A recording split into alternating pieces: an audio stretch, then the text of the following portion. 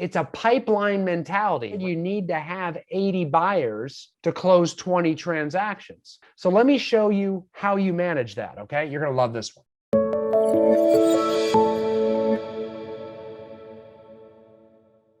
Whether you're running a team, whether you're a solo agent, whether you're a luxury agent, whatever. I know you're all encountering this one to some degree, right? We've got a low amount of inventory and there's a very big frustration with getting offers accepted right now and getting buyers under contract, right?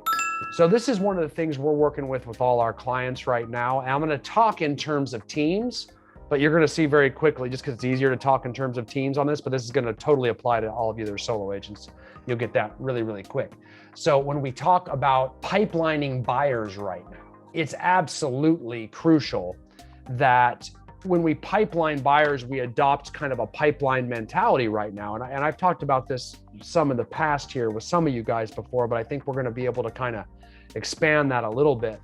Because right now we're in a very unique market. See, for the last 7 or 8 years, we've been in probably the best real estate market in history, where we've had steady like 7% appreciation on average per year. And I've never seen it last that long, where we just had that much appreciation every single year for 7 or 8 years. But now we're entering something different, and technically it's even better. It doesn't feel better necessarily to everybody, but it's an exact repeat of 2004. Was anybody practicing real estate in 2004 here? Got a few of you, good. This is 2004. It's almost identical. If it's not, it might even get hotter. But when I say 2004, I mean, it's just the start of the housing boom. Like, it's just starting. So don't think this is just gonna go, okay? There's no way it's not gonna just go. This is 2 or 3 years, guys.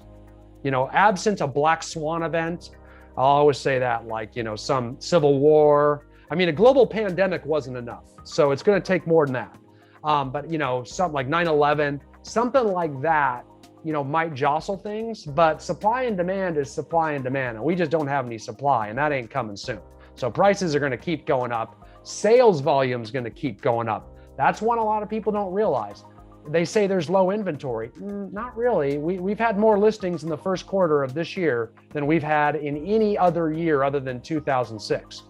It just doesn't feel like it. They're just all selling so fast, right? So right now, you know, we'll take a look at it and say, wow, there's no houses to sell. There has been, they're just going so quick because buyer demand is so out of control, right? So that doesn't really help us knowing this. I mean, other than, hey, there's a lot of commissions being earned out there because there's a lot more real estate that was sold last year and even more this year. And likelihood will be even more next year. There really isn't any economic indicator out there that demand's gonna slow down. The government tends to keep printing money, which just keeps making everyone richer. And in theory, that's supposed to pump inflation, which in real estate, we call appreciation, which makes prices go up further because that just increases buyer demand. So we're seeing that happen. And I don't see any indication that it's gonna stop. And I don't think anything with interest rates could ever, nor has it ever, made a difference with regards to real estate prices. So remember that interest rate. I mean, if you don't remember, anybody selling at 84? I can't go back to 84, but I can go back to the 80s. Can anybody go back? 89. Nancy, go back to 84. You remember those interest rates? You remember how hot that market was? Hot real estate market.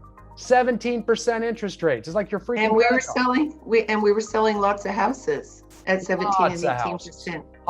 Hot markets. Why? I mean, people, the market will find a way if there's not enough supply.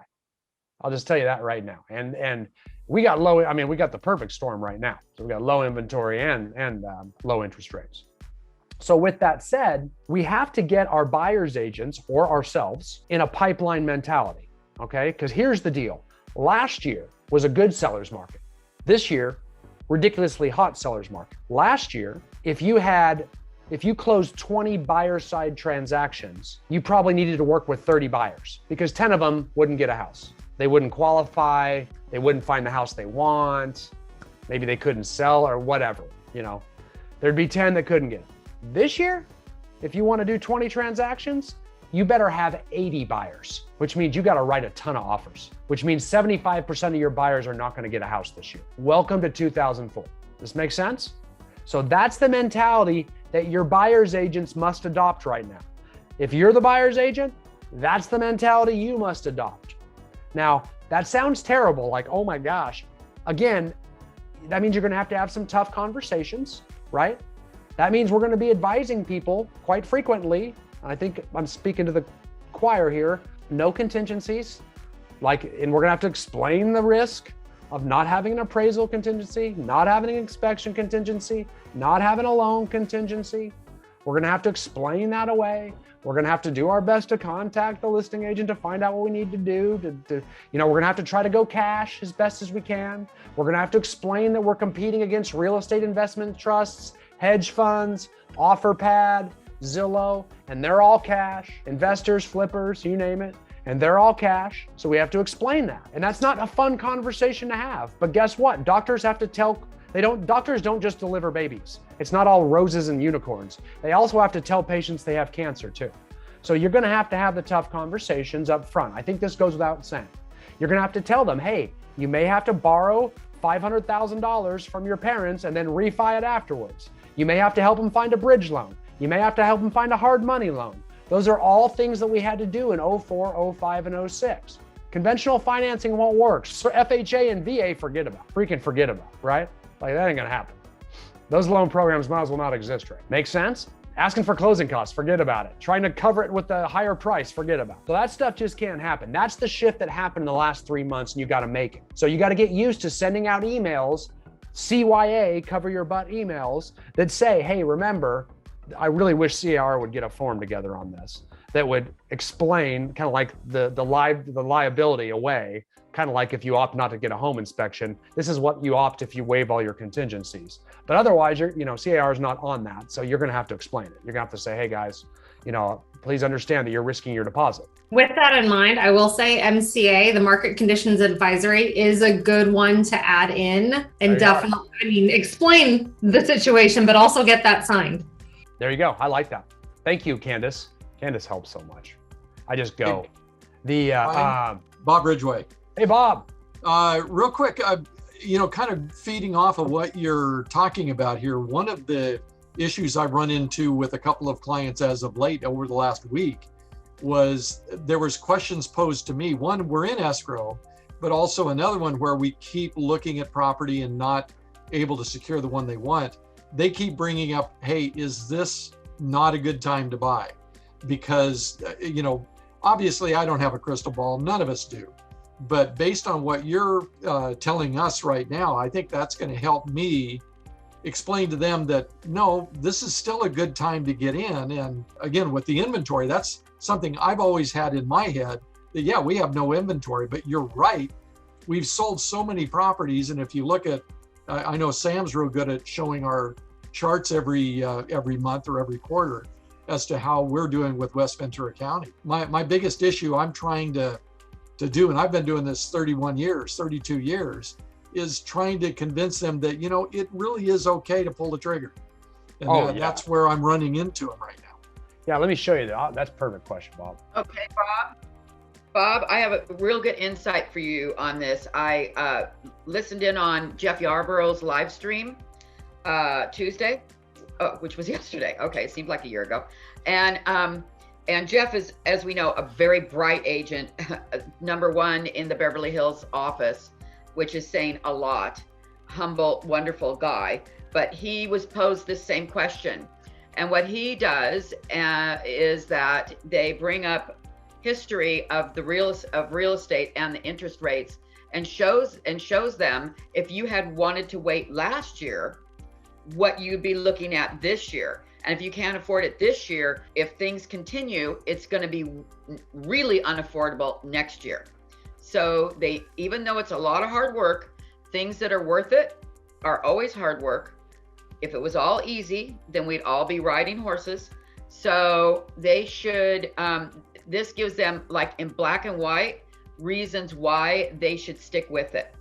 Also, when doing the offers, he suggested that you always contact the agent.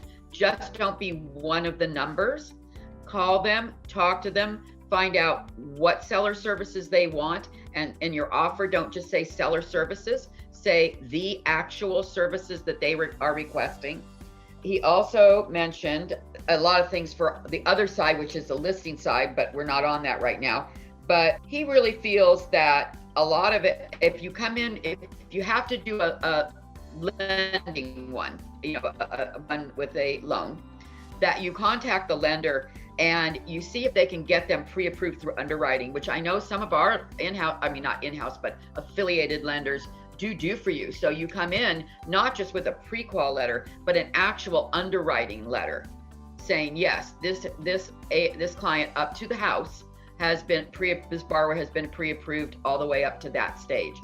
So you come in virtually the same as cash, except there is an appraisal situation.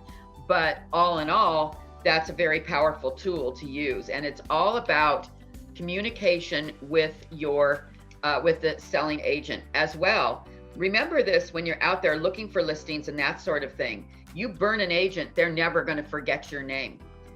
And so this is why I'm always telling everybody, be kind to the other agent, be helpful to other agents, because that may be the agent. Well, you know how it works. That will be the agent looking at your offer against everyone else's. So these are just a few tips I picked up from Jeff Yarborough and passing on to you. Thank you, April. Once again, I'm going to segue off exactly what you said there too, especially that first part. Check this out. If you want to close 20 buyer side, if your buyer's agents want to close 20 buyer side transactions, you are going to need to write 80 offers. Okay. You're going to have to work with 80 clients. So if we are trying to convert, like Bob had talked about, this is your median sales prices over the last, what is that, like 50 years? So someone said, what's going to happen with prices? Bob, I don't know if there's ever a time when you shouldn't have bought. And if you're thinking about 2006, it doesn't look too bad now, does it? See what I'm saying? So exactly. I mean, it's not, you got the little bit of a hiccup there, but we all lived that. I think it was scary. Yeah. So it was scary, but everybody got their equity back by 2012, 2013 on average. Right, exactly. Makes sense? And I bought my first house, I bought an 81. So that was what, 20% interest rate. We got the seller to carry at 15%, for crying out loud. Yeah, So that's crazy. That's awesome. So with that said, you can kind of see how this price, and I'll share this with you. And you really, this to me, if you're an agent and you do not show this to every buyer, I don't know what we're doing, because every buyer is afraid they're going to overpay. All they're going to hear for the next 3 years, as prices keep going up steadily for 3 years, I'm not joking, is the bubble's coming, the bubble's coming. That's all they're going to hear. That's all we've been hearing for the last 7 years, right? Oh my gosh, get ready for the shift. Get ready for the shift.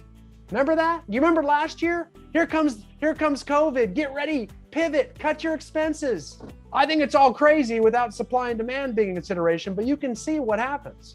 They're going to be hearing all this craziness. Only one thing matters: supply. Nothing else matters when it comes to home prices, okay? Nothing else matters but supply. You just got to remember that one. Don't let anything else, presidential elections don't matter. Pandemics don't matter. Interest rates don't matter. Supply and demand trumps everything. Can't say it enough.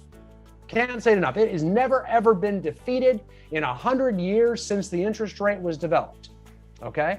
So please understand that. And housing prices, the biggest dip we've ever seen since the Great Depression is this little guy, okay? This little guy. And everybody was all freaked out about this little guy. All they had to do is wait 4 years. But that's what a little panic will do for you.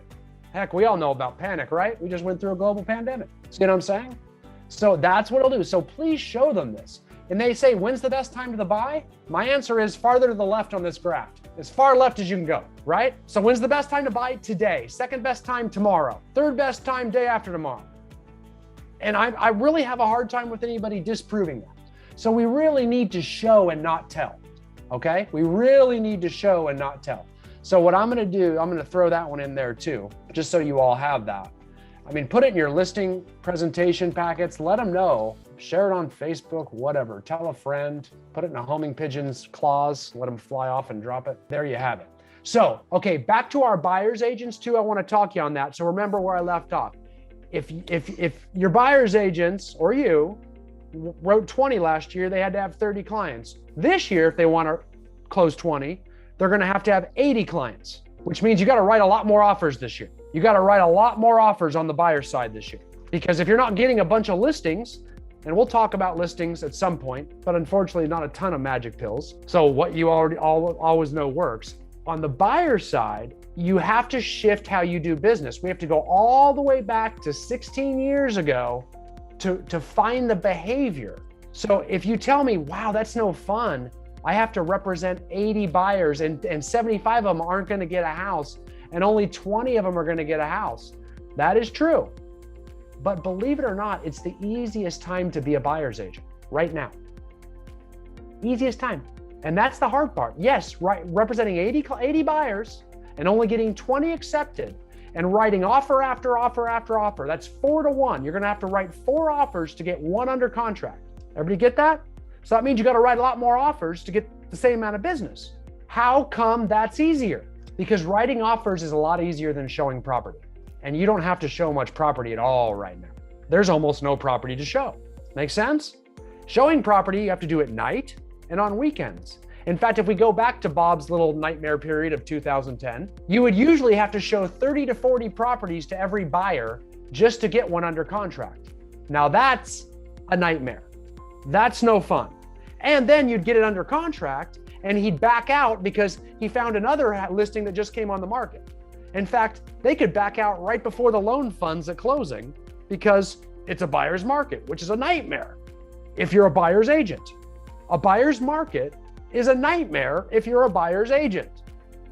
Get it? It doesn't seem right, but that's true because you have to show so much freaking... Buyer's markets are nightmares for everybody. They're nightmares for no one likes a buyer's market, you know? So no, and so all these agents running around saying, we need more inventory, be careful. This is the easiest market to operate in. A lack of inventory means you have to show very little property, but you do have to shift in everything you do and write more offers. You don't have to work the weekends as much. Your buyers are just going to do whatever the seller says. They're not going to back out. They're not going to negotiate. They're not going to nickel and dime. Transactions are extremely solid from contract all the way to close. They're going to get very real with their offers, everything. So so your buyer's agents need to hear this. They have to hear this. So they're going to be like, oh man, this is so hard, because that's what agents do. They gripe about whatever market they're in. And you got to change that mindset. And if you're your own buyer's agent, you got to change your own mindset.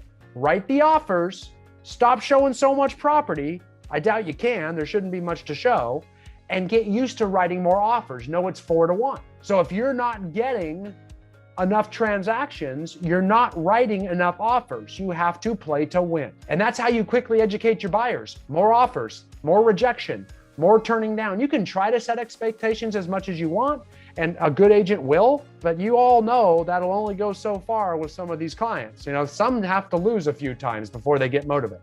Amen. Amen, Brian. Yes, there you go. So some, you know, they like do. Preach, man. Just like some sellers have to test that price. And right now, man, you can read people's minds, man. That's what you're thinking? Yeah, you got to get that. So you got to, but that's, I mean, that is true. So you got to write them. So the key is to write them. Get them real in a hurry. And again, it's a lot easier sitting behind a desk between the hours of 9 to 5 writing a bunch of offers than it is scrambling on a Friday night or a Sunday evening when you're away from your kids showing property at weird hours, right? Or like risking COVID and things like that. So you don't have as much. So let your buyer's agents know, hey guys, it's an offers game. So it's not just an offers game too, it's a pipeline mentality. Remember I said you need to have 80 buyers to close 20 transactions, okay? So let me show you how you manage that, okay? You're gonna love this one. This is gonna be something you're gonna be, am I ignoring anyone? No, okay, you're not. Okay, so with that said, I am gonna show you what we call an inventory pipeline. But this is our buyer agent pipeline here. You can see down at the bottom, I have a listing pipeline too. I'll give you that as well. You got active listings, listing agreement signed, and listing fees. And we got the buyer pipeline next, which I'm going to talk about for a minute, and then a pending inventory pipeline. That's not rocket science. I'm sure a lot of you have something like this. This is everything you have under contract right now. But the buyer inventory, that's the key one right here, okay? So this is a team. It's a fictional team that I kind of borrowed some names from my wife a few years back. And you can see at the top, we have everybody that has buyer's agency agreement signed. okay? Or whatever you call them in your neck of the woods. You don't have to have these. I mean, I am a big fan of using them, especially in this market, but if you don't want to use them, that's fine. It doesn't really matter. Some people refer to them as buyer listings because right now you do carry a big buyer inventory, like you need 80 buyers to write 20 transactions. These are the agents and how many buyer listings they have signed up above. So we're tracking their inventory, and these numbers are not enough to survive in this market, okay? Then down below, these are the active buyer leads. These are people that we know they're actively looking right now that would buy a house if we could find one that we're working with, but they're not married to us yet because we don't have a buyer agency agreement signed.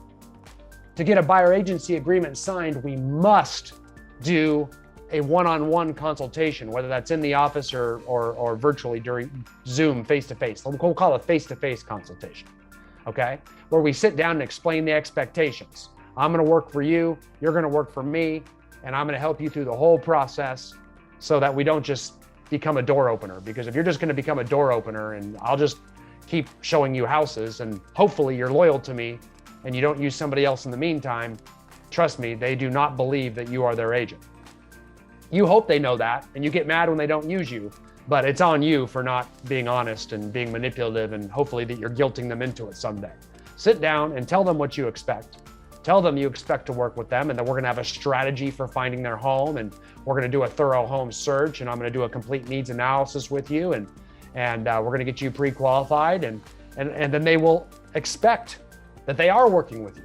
And then it's very, very easy to get them to sign a buyer agency agreement. But I'm not gonna spend a lot of time on that right now. I do want to get the idea of pipelining.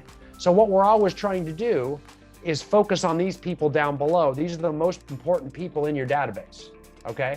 These are even more important, those Google leads we were talking about, those Zillow leads we were talking about, even your sphere of influence. These are more important. These are people we know want to buy and sell right now. This is your highest conversion rate in real estate, and you have some sort of remote relationship with them. So these are the people we need to be in contact with the most. And what are we trying to do? We're trying to scoot them up here. We're trying to meet with them in person, okay? And then we're trying to grow this number. This is the most important number we should be tracking. This is the document that most of the teams I coach are going over in their team meeting with their entire team each week to see, because we can predict this team, Melissa's gonna kick butt because she's got 10 active buyers right now. We know there's at least 2.5 transactions in there, right? 4 to 1. 4 to 1 in this market. So she's got 2.5 transactions coming out of this. When spring and summer inventory does hit, she's got 10 people ready for it. You know what these guys down here are doing, Jessica and Logan, with 3 and 1? They maybe have 1 transaction between them. And the problem with that is when a bunch of inventory comes, they've only got 1 or 2 clients they're working with. Why? Because right now they're totally obsessed with trying to find those 2 clients a freaking house. You cannot do that in this market. You can't control that. You can't spend all your time like praying and sacrificing live animals to try to get more listings to hit the market. That's not going to do it. You can't control that. All you can do is set their expectations, set them on listing alerts, and show them what you can. After that, you spend all your time and energy trying to grow your pipeline so you have more buyers. That's what your buyer's agents or you need to hear. They need to hear if you've got 3 active buyers, that really needs to be 20. So spend your time getting to 20. Because if you get 20, that means you've got 5 pending in there, 4 to 1 ratio. If you've only got 4 right now, that means you've only got 1 pending. That's not enough. Stop spending all your time on the 1 bird in your hand and try to get more birds. So it's all about lead generation, not so much on lead conversion, because lead conversion has a low conversion rate right now. It's real slow on the buyer side. So we got to spend more time generating, less time converting the few leads we have. Not to mention, if we generate more right now, when all the inventory hits in spring and summer, which we'll have an abnormal amount this year, an abnormal amount in spring and summer, ridiculously abnormal. Because now sellers can list whenever they want to, and it's convenient in spring and summer. At that point in time, if you've got 20 buyers, you're going to make a lot of money this year. If you've got 4 because you're obsessing over the birds in your hand, you're not going to do that well.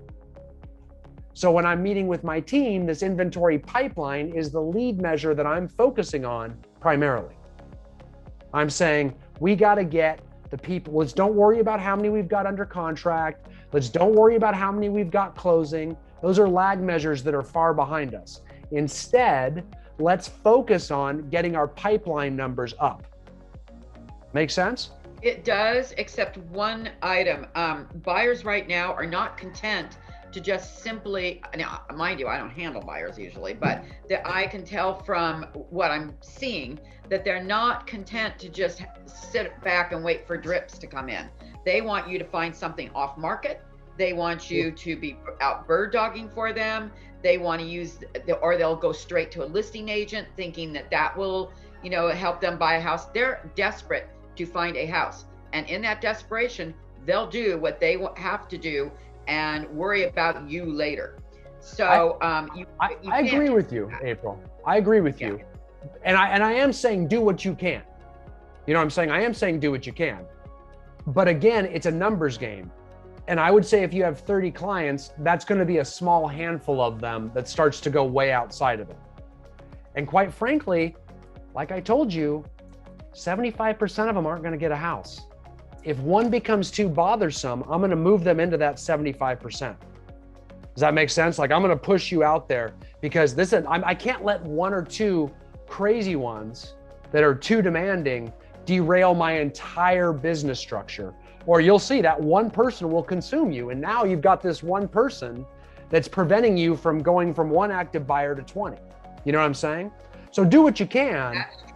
But if one dominates you too much, like, oh my gosh, I need off markets, you suck, you're not doing anything for me. Hey buddy, you're just a buyer. You're in a different social class right now. So stop demanding. You're not a listing, you're a buyer, you know? So I'm not gonna say this, obviously, but I'm gonna think it. Like, know your place. Because you're gonna see a lot of people like April yourself, not working with buyers right now. You know what I'm saying? Because it's a 4-to-1 ratio. You know what I'm saying? So there's a lot of that. So I wouldn't let one dominate you too much, but do what you can. You know what I'm saying? So get off market stuff, do your work, but even there's just only so much time you can spend on that kind of stuff. You know, it shouldn't dominate you to that point. And then let's kick the rest of the curb. Anybody that gets too obnoxious right now, you know, I'll deal with the obnoxious stuff on the list side a lot more than normal right now. But on the buy side, what's that? That's how I found a husband. That's how you found a husband? There was an A team, a B team, and everybody got kicked to the curb except for the one guy. And that's the guy you married? You'll do. I'll list your house and I'll marry you. Perfect. They went the other way around. I was an up call. You were the up call. That's good. Real estate's been very good to my husband. Very good. That's how you do it right now. You just leverage everything around real estate. That's well done. That's team building right there.